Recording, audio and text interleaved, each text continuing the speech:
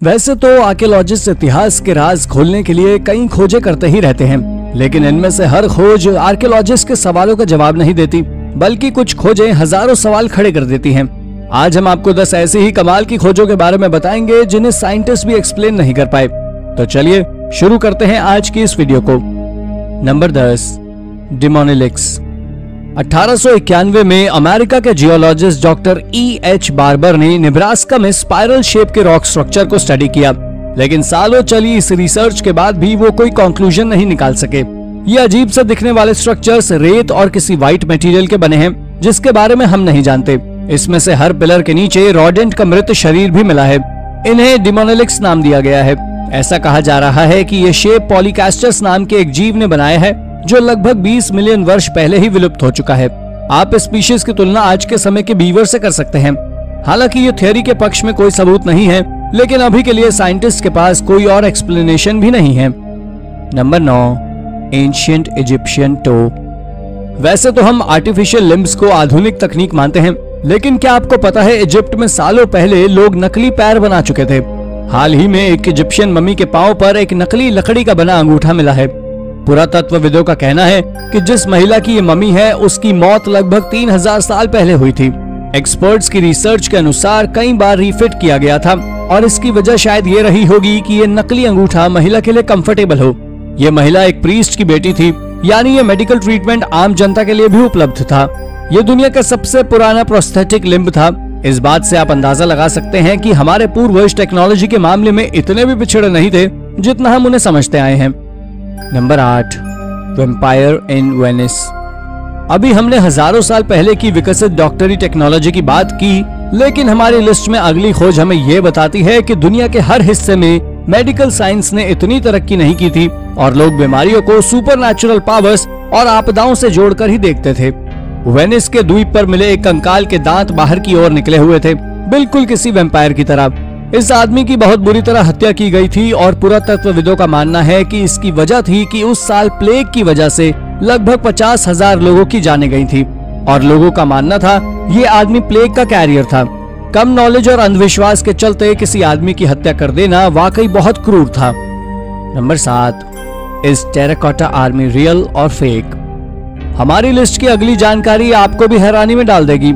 हाल ही में हुई एक रिसर्च के बाद एक्सपर्ट्स का कहना है या तो टेराकोटा आर्मी पूरी तरह से फेक है और या फिर प्राचीन समय में चीन में रहने वाले लोगों को इलेक्ट्रोलाइटिक क्रोमियम प्लेटिंग के बारे में बाकी दुनिया से बहुत पहले जानकारी थी।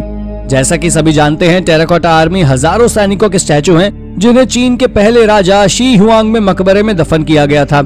2007 से पहले तो आर्कियोलॉजिस्ट को इन स्टैचूज को स्टडी करने की इजाजत नहीं थी, पर जब 2007 में जर्मनी ने इन पर रिसर्च की तो सामने आया कि ये स्टैचू सिर्फ 2 दशक पुराने हैं, क्योंकि इन पर क्रोमियम की प्लेटिंग की गई थी और इस टेक्नोलॉजी का आविष्कार 1920 में यूरोप में हुआ। यानी अब या तो पूरी की पूरी टेराकोटा आर्मी फेक है या फिर 2000 साल पहले चीन में रहने वाले लोग इलेक्ट्रोलाइटिक क्रोमियम प्लेटिंग का आविष्कार कर चुके थे।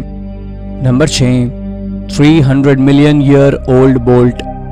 हमारी अगली खोज को देखने के बाद आप बिल्कुल भी अंदाजा नहीं लगा पाएंगे कि ये कोई आर्कियोलॉजिकल डिस्कवरी भी है। असल में ये एक बोल्ट है। ऐसे कई बोल्ट आपने रोजमर्रा की जिंदगी में देखे होंगे, लेकिन इस बोल्ट की खासियत ये है कि ये 300 मिलियन वर्ष पुराना है। साइंटिस्ट को ये बोल्ट रशिया से 1998 में मिला था। ये बोल्ट एक पत्थर के अंदर पाया गया और ये पत्थर 300 साल पुराना है, इसलिए ये माना जा रहा है कि ये बोल्ट भी 300 साल पुराना होगा। कमाल की बात यह है कि ऐसे एक नहीं बल्कि कई बोल्ट मॉस्को से मिले हैं। कुछ एक्सपर्ट्स का कहना है कि ये फॉसिल्स हो सकते हैं, लेकिन सभी जानते हैं कि ये महज कल्पना भर है। वास्तव में बोल्ट जैसी दिखने वाली ये आकृतियां क्या हैं, ये बात आज भी पुरातत्वविदों के लिए रहस्य बनी हुई है। Number 5, screaming mummy.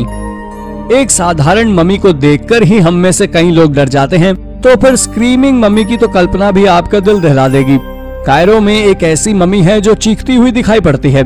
कहा जाता है कि ये प्रिंस पेंटा की बॉडी है जिसने 1155 BC में अपने ही पिता की हत्या करवा दी थी। जिस तरह उसके शरीर को दफन किया गया था उससे ये साफ था कि वो एक लोकप्रिय राजा नहीं था। उसका शव शीप बॉडी में लपेटा गया था और प्राचीन इजिप्शियन इसे अपवित्र मटेरियल मानते थे। यहाँ तक कि उसकी बॉडी को बिना किसी एम्बाल्मिंग फ्लूइड लगाए प्राकृतिक रूप से मम्मीफाई करने के लिए छोड़ दिया गया। अभी तक इस बात का पता नहीं लगाया जा सका है कि क्या उसकी मौत चिल्लाते हुए हुई थी या फिर ऐसा दर्शाया गया था कि वो चिल्ला रहा है। Number 4, Grauballe man. डेनमार्क के मोस्ट गार्ड म्यूजियम में सबसे ज्यादा ध्यान आकर्षित करने वाला अवशेष ग्रोबल मैन है। ये मम्मी देखने में विचित्र है कि ये 2300 साल पुराना शव आज भी इसके खुद के स्किन, हेयर्स और यहाँ तक कि नाखून भी हैं। ऐसा माना जा रहा है कि चूंकि ये कॉर्प्स एक पीट बॉग में दफन थी और इसी वजह से इतनी अच्छी तरह प्रिजर्व्ड है। इसे सबसे पहले 1952 में खोजा गया। हालांकि जिन लोगों ने खुदाई कर इसे बाहर निकाला वो इसके महत्व को नहीं समझ पाए थे, बल्कि डर के भाग गए थे। वैसे तो डेनमार्क में हर साल बॉग्स के कई शव निकाले जाते हैं, लेकिन ग्रोबल मैन सबसे अच्छी तरह प्रिजर्व्ड और फेमस है। फिजिकल एविडेंस से पता चलता है कि इसकी मौत की वजह बलि थी। Number 3, Antikythera material. अगर हम एंटिकाइथेरा मटेरियल को प्राचीन समय का कंप्यूटर कहें तो शायद कुछ गलत नहीं होगा।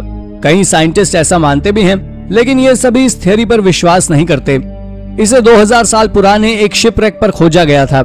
आज भी ये ऑब्जेक्ट एक्सपर्ट्स की समझ के परे है और इस जैसा दूसरा डिवाइस अभी तक नहीं मिला। हालांकि ये अच्छी तरह प्रिजर्व भी नहीं है, इसलिए ये पता लगाना काफी मुश्किल है कि ये किस तरह काम करता था। लेकिन इसके कुछ हिस्सों को देखकर लगता है कि ये घड़ी के मैकेनिज्म पर काम करता था। वैज्ञानिकों का अनुमान है कि ये प्राचीन युग का एंशिएंट क्लॉकवर्क नेविगेशन डिवाइस था। अगर ये सच है तो हम इसे जीपीएस का पूर्वज समझ सकते हैं। अगर ये डिवाइस कॉमन थे तो इस तरह के और डिवाइसेस भी ग्रीक शिपरेक्स पर मिलने चाहिए, तभी हम इसके बारे में कोई निश्चित थ्योरी दे पाएंगे। Number 2, the Picts. ऐसा माना जाता है कि पिक्स लोगों ने स्कॉटलैंड पर करीब 1200 साल तक राज किया।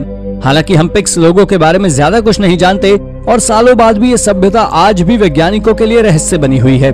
यहाँ तक कि पिक्स नाम भी इन्हें रोमन समुदाय से मिले अवशेषों से दिया गया है। इन लोगों की कोई रिटन लैंग्वेज नहीं थी।